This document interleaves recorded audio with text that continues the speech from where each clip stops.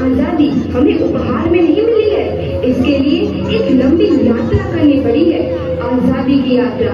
इस यात्रा में हजारों लाखों लोगों ने अपनी जान की कुर्बानी दी। 1919 जलियांवाला बाग।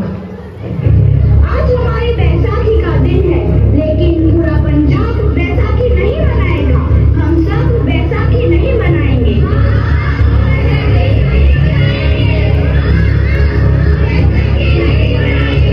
जब तक हम अंग्रेजों को भारत से बाहर नहीं निकाल देते, पूरा पंजाब बैसाखी नहीं मनाएगा।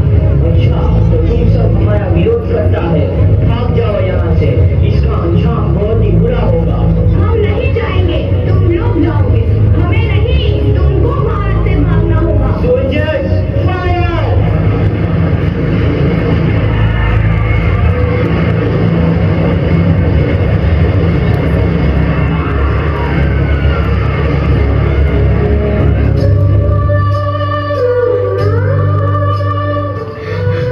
ये जमीन हमारी, ये धरती हमारी, ये खेत हमारे। अभी थोड़ी देर पहले हमारी ये फसलें लहरा रही थी, पर इन अंग्रेजों ने हमारी फसलें बर्बाद कर दी। इन अंग्रेजों ने एक ही झटके में इन सब फसलों को काट दिया। अंग्रेजों, तुम्हारे इस अत्याचार से हम डरेंगे नहीं, इस अत्याचार का बदला लेकर रहेंगे, हम आजादी लेकर रहेंगे। जलियांवाला बाग हर हिंदुस्तानी की आंख नम कर गया। इस कांड में कितने मासूमों की आहुति चढ़ गई, इतनी हैवानियत से इंसानियत कत्ल कर दी गई। जलियांवाला बाग के हत्याकांड ने आजादी की आग में घी देने का काम किया। मासूम औरतों, बच्चों की दर्द भरी चीखें और सिसकियां इनकलाब का गूंज बनकर उठी। लाला लाजपत राय, भगत सिंह, राजगुरु, सुखदेव सरीखे क्रांतिकारियों ने भारत की इस जमीन से विदेशी दरिंदों को निकाल फेंकने के मंसूबे मजबूत कर लिए। 8 अप्रैल 1929 लाला लाजपत राय के नेतृत्व में साइमन कमीशन के खिलाफ एक भारी जुलूस निकाला गया। Simon commission, Simon commission, Simon commission, Simon commission, Simon commission, Simon commission, Simon commission, Simon commission, Simon commission. बेवकूफ इंडियंस, तुमको हमारी बात समझ में नहीं आती। Stop this. साइमन कमीशन नहीं मानता। I said stop this. Lala ji, आप आगे बढ़ो, हम आपके साथ हैं। लाला जी, संघर्ष करो, हम आपके साथ हैं। लाला जी, संघर्ष करो, हम आपके साथ हैं।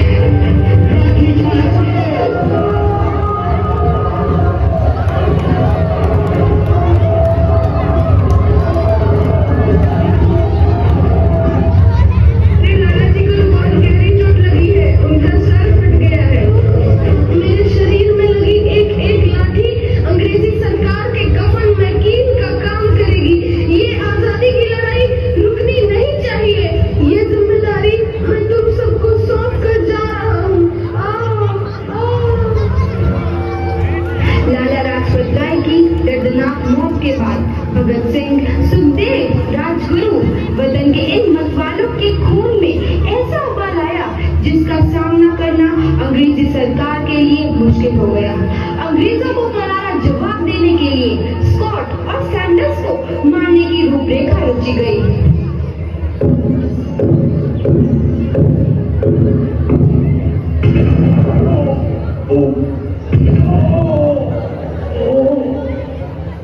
सैंडर्स मारा गया।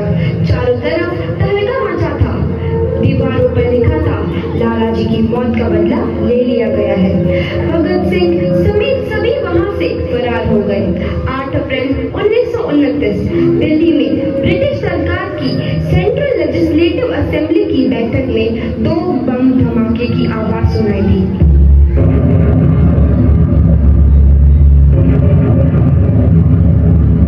इन धमाकों ने अंग्रेजी हुकूमत को हिला कर रख दिया।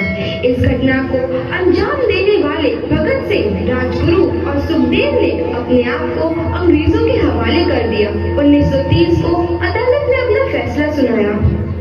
मुलजिम भगत सिंह, मुलजिम राजगुरु, मुलजिम सुखदेव को दफा 121 और दफा 302 के तहत ये अदालत तीनों को मुजरिम करार देती है और इस गुस्ताखी के लिए ये अदालत इन तीनों को सजाए मौत की सजा सुनाती है।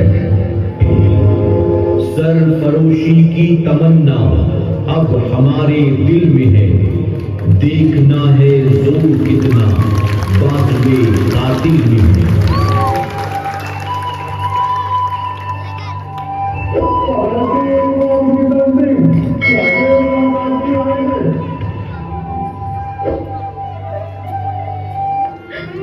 पुत्र की हाल है तेरा। मैं चंगा हूँ माँ, फिक्र करने की कोई गल नहीं। पुत्र, मेरा दिल तेरी तरह पत्थर दिल नहीं होगा। तेरी ये गला सुन के मेरा कलेजा फटे जा रहा है। माँ, मेरा दिल कोई पत्थर जैसा नहीं है, एक वतन परस्त का दिल है जो मेरे देश प्रेम के जज्बे को ताकत देता है। बेटा, मेरा लाल। माँ, आज मेरी तपस्या पूरी होने जा रही है।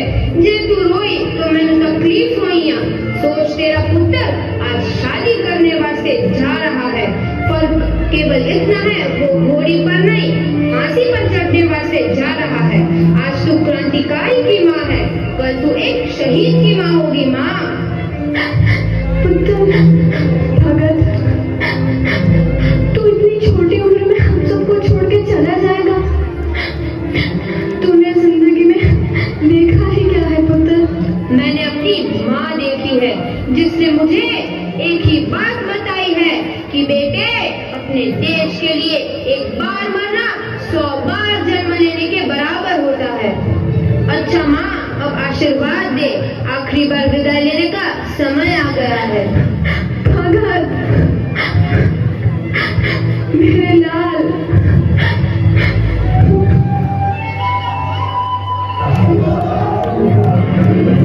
भगत सिंह, तुम्हारी कोई आखिरी ख्वाहिश? हमारे हाथ खोल दिए जाए।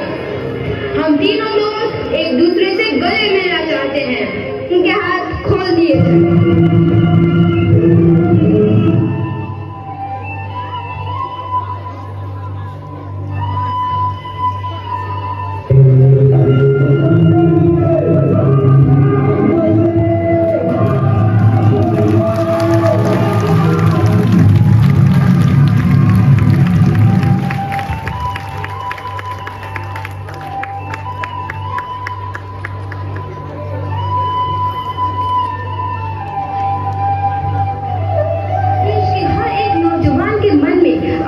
की नई उमंग हिलोरे लेने लगी। अंग्रेजों भारत छोड़ो का नारा जोर पकड़ रहा था। सबने एक आजाद भारत का सपना देखना आरंभ कर दिया था। हर कोई अपने अपने ढंग से इस महायज्ञ में अपनी आहुति दे रहा था।